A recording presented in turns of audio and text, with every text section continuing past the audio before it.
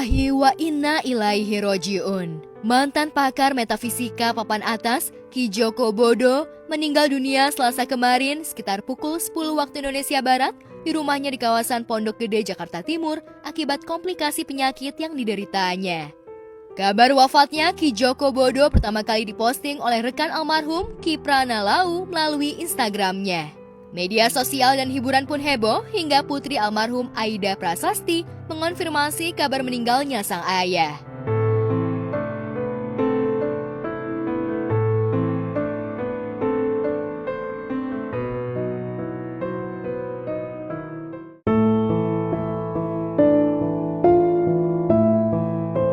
Menurut keluarga almarhum, sebulan terakhir Ki Joko Bodo sudah tidak bisa berjalan lantaran menderita asam urat akut hingga kakinya mengalami pembengkakan plus penyakit hipertensi atau darah tinggi yang dideritanya sejak 6 tahun lalu.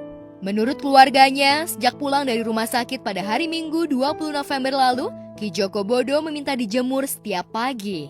Menurut Revo dan Aida Prasasti, putra dan putri almarhum, usai mandi pagi mereka menjemur sang ayah di tempat biasa.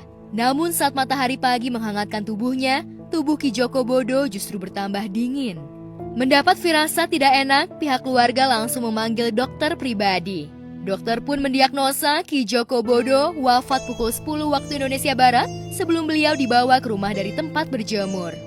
Segenap keluarga juga berharap penyakit Ki Joko Bodo tidak dikait-kaitkan dengan hal mistis karena almarhum meninggal karena penyakit medis. Telah meninggal dunia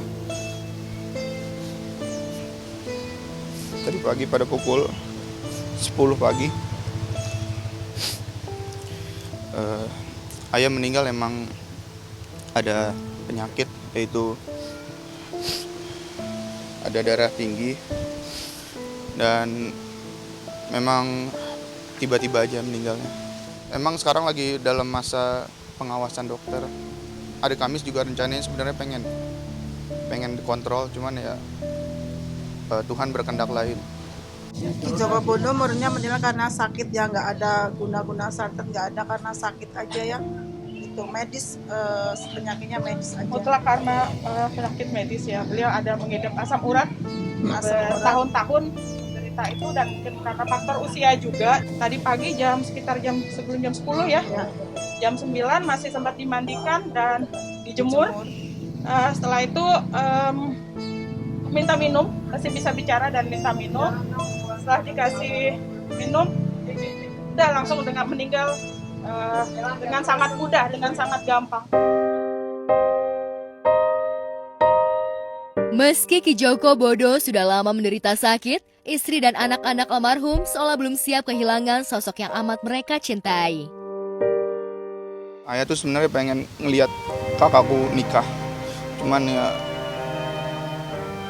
gak bisa gitu, gak bisa lagi. Sejujurnya tadi malam aku udah mimpi ayah udah nggak ada dulu, ayah udah nggak ada ya, tapi aku bilang jangan sekarang, besoknya ternyata beneran.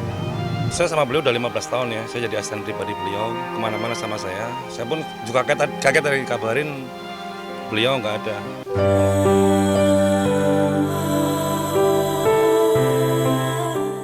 Usai disolatkan, keluarga dan segenap pentakziah membawa jenazah almarhum ke rumah terakhirnya di TPU Gang Kober, Jakarta Timur.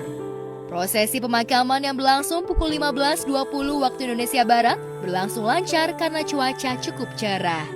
Meski begitu, saat jenazah almarhum diturunkan ke liang lahat, hujan tangis sempat mewarnai prosesi pemakaman.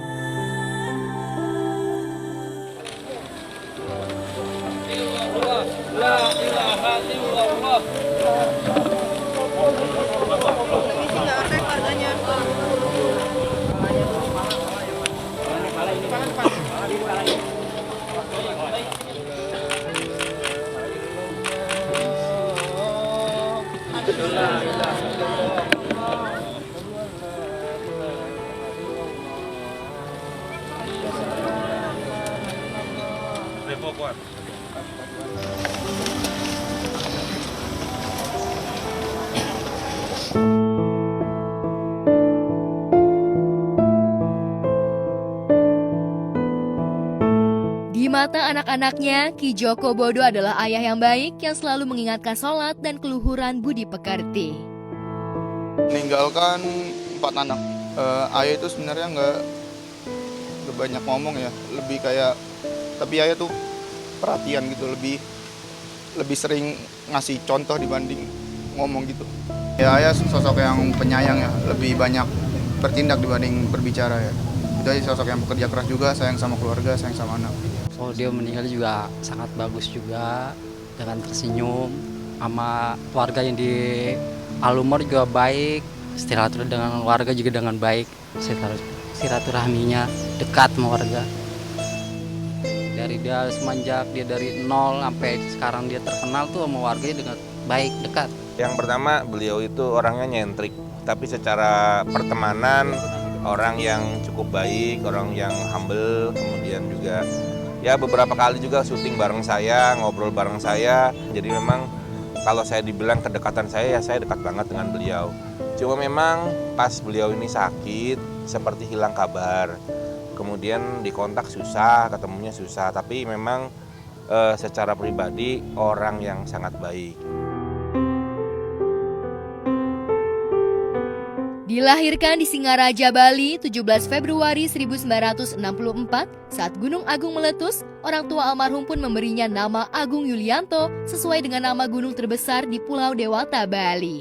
Nama Ki Joko Bodo baru digunakan pada awal 1990-an saat beliau terjun ke dunia supranatural.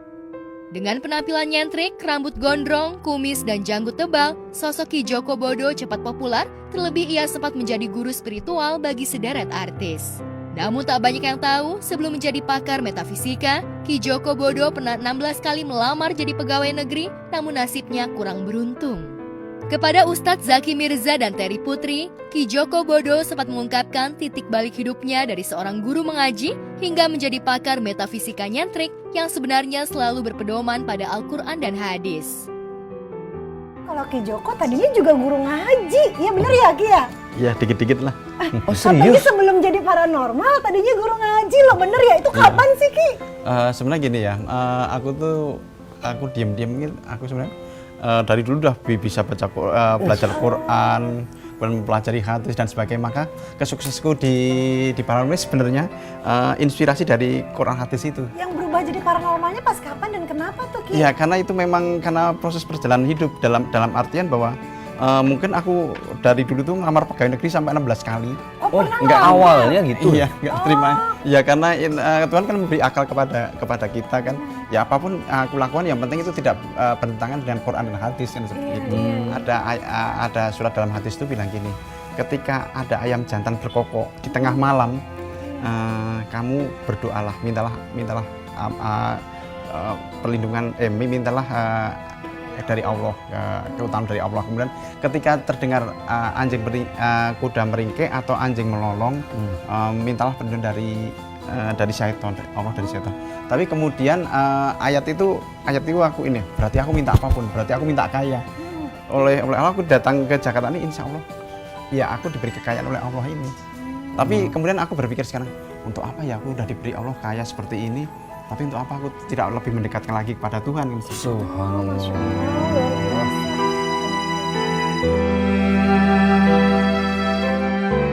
20 tahun menjadi pakar metafisika, Ki Joko Bodo mengalami titik jenuh. Ia merasa sudah mendapatkan kenikmatan dunia lewat harta dan popularitas.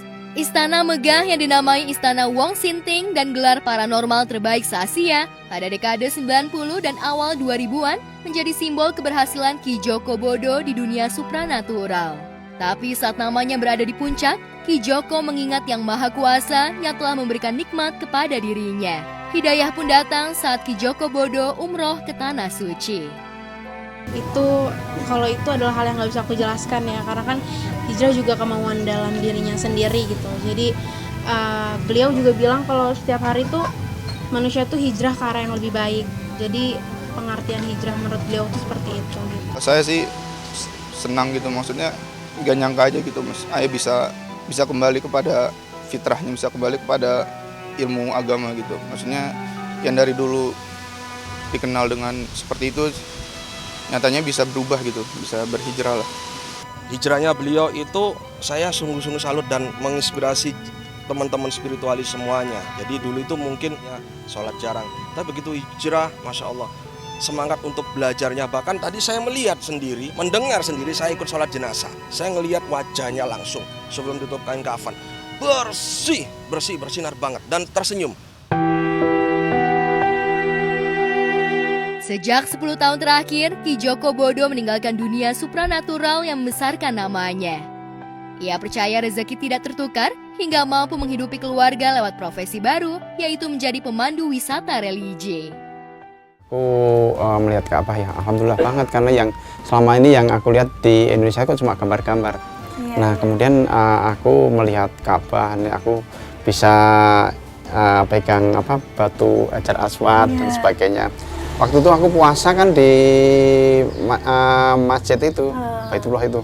Aku gini, aku pegang ini sambil sedot napas, tangan-tangan kayak kesetrum semua, berarti energinya itu memang besar sekali, dahsyat banget itu.